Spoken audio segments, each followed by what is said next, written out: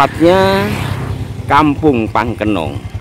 Ada sumur di pantai yang apabila airnya sedang pasang maka akan tergenang di sisi kanan dan kirinya. Sementara menurut informasi warga setempat, yakni warga Kampung Pangkenong, Desa Serabi Barat, Kecamatan Mudung, air di dalam sumur ini tawar. Hai sahabat Jimat Leluhur, jumpa lagi dengan saya dengan lagi-lagi tidak ditemani oleh Ki Cokro. Saat ini saya berada di Pulau Madura, tepatnya di Kabupaten Bangkalan, dan saya di atas motor mau menuju ke Desa Serabi Barat, Kecamatan Mudung, Kabupaten Bangkalan, di mana di sana menurut informasi yang saya terima ada sumur di tepi pantai, tetapi airnya tidak asin. Oke, ikuti perjalanan saya.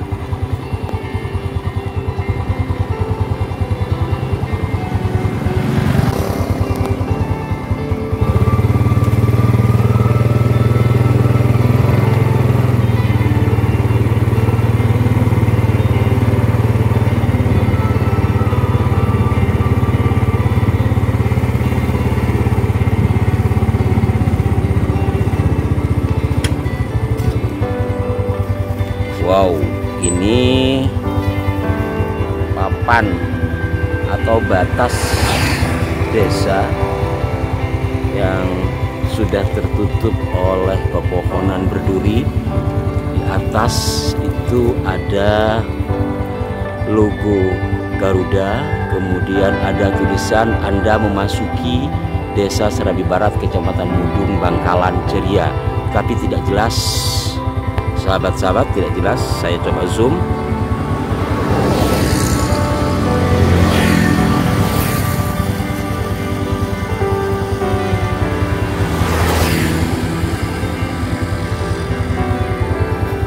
Oke.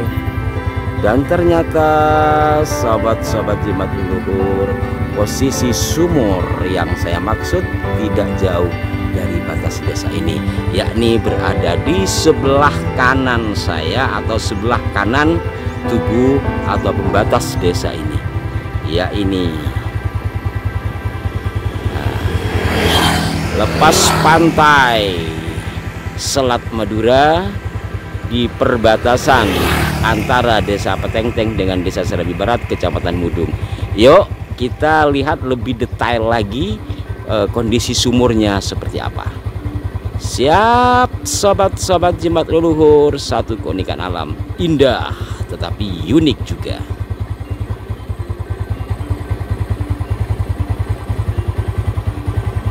Inilah pembatas desa antara Desa Serabi Barat dan Desa Petengteng.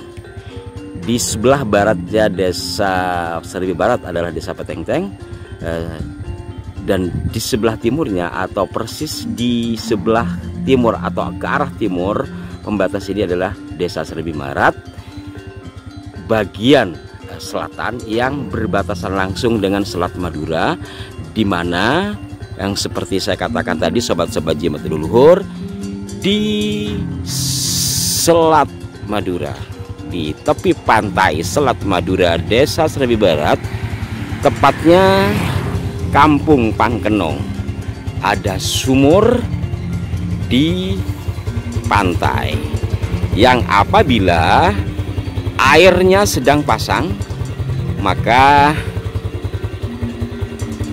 akan tergenang di sisi kanan dan kirinya. Sementara menurut informasi warga setempat, yakni warga Kampung Pangkenong, Desa Serabi Barat, Kecamatan Mudung, air di dalam sumur ini tawar. Kita biar lebih detail ambil gambarnya dulu ya. Nanti kita baru nyari masyarakat setempat untuk kita wawancarai.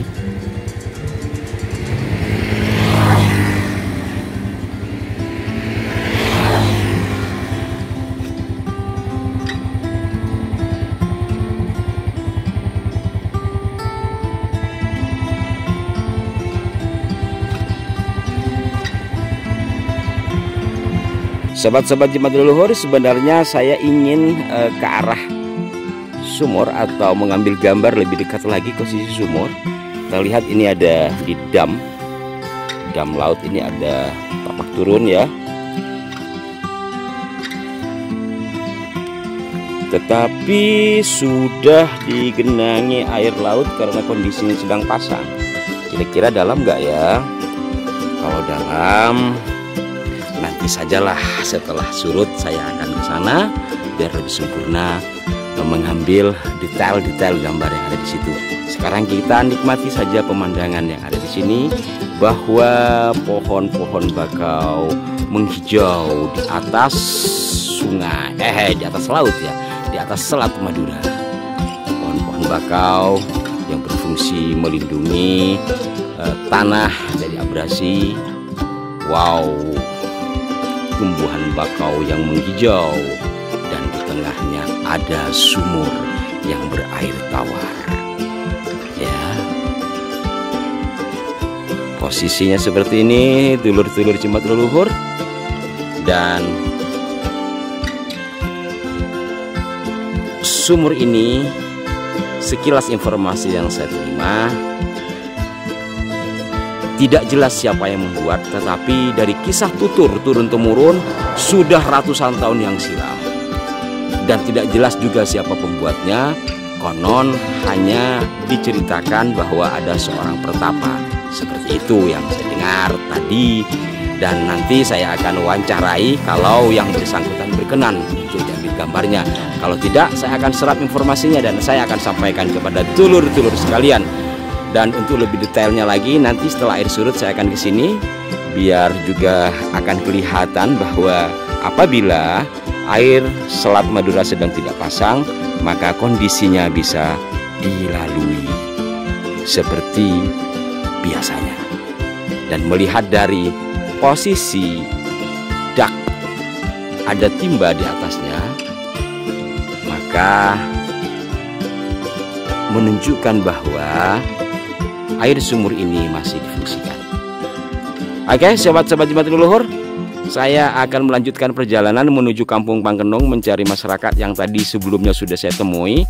Mudah-mudahan dia berkenan untuk diwawancarai, karena tadi dia menghindar untuk saya wawancarai. Kalau toh tidak mau diwawancarai, saya tidak akan ambil gambarnya. Saya hanya akan menyerap informasi dari dia mengenai cerita sumur ini. Oke, lanjut dulur-dulurku sobat Jimat Leluhur, tancap jalan terus yo.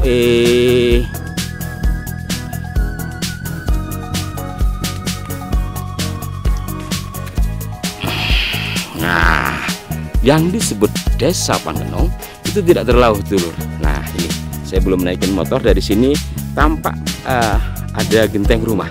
Disitulah Kampung Pangkenong. Sesekali dalam perjalanan menaiki sepeda motor menuju Desa Pangkenong dari sumur yang ada di pantai tadi, ada kendaraan walaupun tidak ramai ya. Ini di situ juga nampak pelang. Ya, sobat Jimat Leluhur, saya sudah sampai di Kampung Pangkenong. Ini di pertigaan ya. Kita zoom dulu. Di sini ada Yayasan Al-Azhar Serabi Barat. Ternyata Al-Azhar tidak hanya ada di Mesir ya. Di Serabi Barat, Kecamatan Mudung, Bangkalan Madura juga ada. Wow, di pojoknya ada tulisan warung kopi, Warkop Cirolu, dengan gambar cangkir bertuliskan WiFi. Berarti masyarakat sini, warga sini sudah terbiasa dengan internet. Oke. Nah, tapi saya ke sana dulu ya. Saya akan menemui warga di sini, di ujung barat ini, yang sebelumnya sudah saya temui. Dan sekilas memberikan informasi seperti yang saya katakan, mudah-mudahan yang bersangkutan berkenan diambil gambarnya untuk memberikan keterangan terkait dengan sumur yang ada di pantai tadi ya. Kita ke sini. Ya, sobat Jimat Leluhur, saya datang lagi ke sumur tadi, tapi sekarang saya pakai peci hitam. Kalau tadi pakai topi pet itu adalah dalam sejarah tertulis sebagai topi rakyat jelata di abad pertengahan di Inggris ya. Saya Inggris Timur, tepatnya Madura. dari topi pet beralih ke topi yang biasa dipakai oleh orang Madura, topi hitam tetapi ada logo itu namanya. Oke, kembali lagi ke sumur ya. Kita pelan-pelan menuju sumur. Sekarang tepatnya hari Selasa tanggal 31 Maret 2021 pukul 18.15 menit. Tadi di hari yang sama saya kesini pada pukul 13 lebih sedikit, airnya atau air selatnya masih menggenangi sekitar sumur dan sekarang sudah nyurut. Airnya sudah surut pada pukul 18.15. Tampak ya, air sudah surut. Di kejauhan samar-samar ada nelayan. Sekarang saya akan ke sumur ya. Kita ambil gambarnya lebih detail lagi.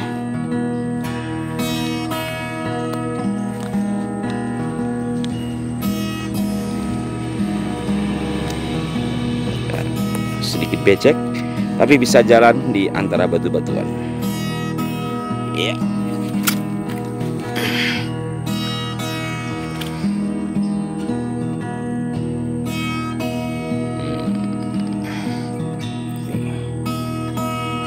Sebelum ke atas kita lihat sampingnya. Oh ya, tadi saat saya wawancara dengan warga Kampung Pangkenung, dia memberikan keterangan lebih detail, tapi dia minta untuk tidak diambil gambarnya. Dia hanya menceritakan, menuturkan kepada saya bahwa sebelum dikasih ubin di bagian atas itu dulu sudah ada ubin alami terbuat dari batu yang alami. Katanya ada di bawah. Kalau kita perhatikan gambar ini, maka ada batu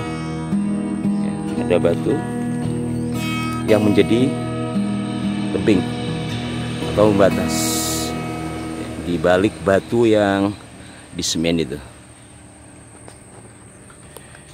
Dan pohon ini kata dia, narasumber saya namanya Muhammad Arman. Kata Kak Muhammad, dia dulu sering masuk ke dalam sumur ini karena dulu sangat difungsikan oleh masyarakat. Kalau saat ini jarang difungsikan karena sudah ada PAM dari desa yang mengalir ke Kampung Pangkenung, sehingga air ini paling digunakan oleh masyarakat yang ke laut untuk mencuci diri, mencuci jaring yang di sini ya. Nah, sekarang kita masuk ke permukaan sumur. Seperti apa airnya? Wow. Ini di atas, dari posisi atas tampak airnya ya. Dan kelihatan bahwa semen-semen ini adalah baru. Semen-semen ini adalah baru karena seperti yang disampaikan oleh Mas Muhammad Arman, dulu tidak ada semen ini. Di semen pada tahun 1980-an menurut dia. Jadi dulu apabila air pasang, bahkan sumur ini tidak kelihatan oleh air. Lalu oleh masyarakat sekitar ketika akan digunakan, air lautnya dikuras. Setelah dikuras bersih, lalu air tawarnya baru dipakai untuk mandi, dibawa pulang. Nah, dipikul karena masyarakat Pangkenung, karena dia dulu memang tergolong masyarakat yang susah mendapatkan air, sehingga untuk mendapatkan air mandi atau air minum itu harus mikul, harus mencari ke kampung sebelah bahkan. Sekarang alhamdulillah sudah ada PAM dari Desa Serabi Barat, sehingga masyarakat Pangkenung sudah tidak kekurangan air lagi, dan dampaknya sumur ini jarang difungsikan. Nah, kembali lagi kepada cerita yang pertama tadi, bahwa sebelum disemen pada bagian atas dikasih beton, memang ada batu. Ini dari sini tampak jelas sekali. Kita tampak perbedaan bahwa ada batu tebing ya, sebagai tebing pula dari sumur ini yang cukup lebar, diameter berapa meter ini, 1 meter lebih ya. Jadi benar apa yang dikatakan oleh Mas Muhammad Arman tadi, bahwa sebelum diupin bagian atasnya sudah ada batu sebagai tameng atau penghalang air laut. Hanya saja sekali lagi kata dia, dulu apabila air surut maka sumur ini tidak terkelihatan. Dan setelah dikasih ubin, kendati air pada tanggal 15 Hijriah biasanya air sangat tinggi, tetap saja ubin sumur kelihatan dan air tidak masuk. Paling mungkin hanya menyerap dari bagian-bagian celah yang sudah terbelah ini. Oke, sekarang sudah detail ya, dan saya akan mencoba langsung airnya. Benarkah air ini tawar atau sebaliknya? Saya akan nimba ya. Bismillahirrahmanirrahim. Para pemirsa Jumat Leluhur, saya akan menimba air ini. Benarkah air ini tawar? Saya akan membuktikan sendiri ya. Airnya bening. Ada kotorannya karena dari sampah, dari daunan yang jatuh, dan saya rasakan sudah tawar, betul tawar. Sedikit ada payau, mungkin karena tadi ada rembesan dari air laut atau air selat ya. Aslinya air ini tawar. Subhanallah, luar biasa. Saya sudah membuktikan sendiri bahwa air sumur yang ada di tepi pantai yang di video awal-awal tadi Anda perhatikan bahwa sekeliling ini dipenuhi dengan air selat. Nah, sekarang kembali kepada ceritanya. Mas Muhammad Arman mendapat kisah itu dari ibunya dari neneknya, semua hanya bersumber dari kisah tutur. Saya bertanya kepada tetangga sebelahnya juga sama, semuanya kisah tutur. Benar atau tidaknya wallahu alam.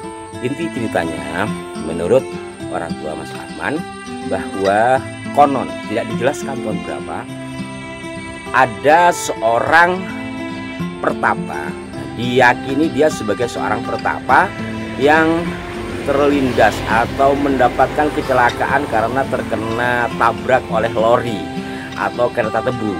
Nah, ini bisa masuk akal karena di sebelah kanan jalan raya ya, tempat saya jalan tadi itu ada rel kereta yang sekarang sudah nggak aktif ya. Mungkin saja benar seperti itu, bahwa ada seorang pertapa, tidak dijelaskan tahun, kapan, bulan berapa, dan namanya siapa, tertabrak lori, kemudian dia kehausan, minta minum sama masyarakat di sekitar sini. Menurut orang tua Mas Arman, yang didapat informasinya dari orang tuanya lagi, si pertapa tadi tidak diberikan air. Kemudian orang tersebut, si pertama tadi, mengambil lidi lalu ditancapkan kepada batang pohon yang sudah tumbang. Jadi ada batang pohon yang tumbang, kemudian ditangkepin oleh lidi oleh si pertapa. Dari situlah kemudian muncrat air. Itu ceritanya secara turun-turun. Kebenarannya wallahu a'lam, sampai hari ini belum ada penelitian secara signifikan. Tapi secara identifikasi data, menurut Mas Arman, ketika dulu sumur ini masih sering difungsikan, dia sering menguras ketika air laut terlalu banyak masuk lalu dikuras sampai bersih ke bawah. Menurut dia pada bagian atas, kedalaman sumur ini tidak terlalu dalam ya. Di dalamnya menurut dia sekitar 5 meter atau sampai 6 meter.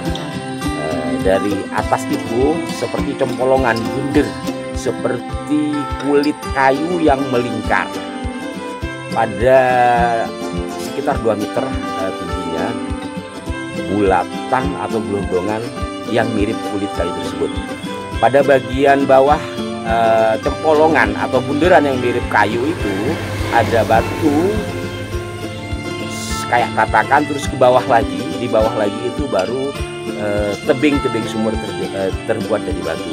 Begitu menurut Mas Arman ya.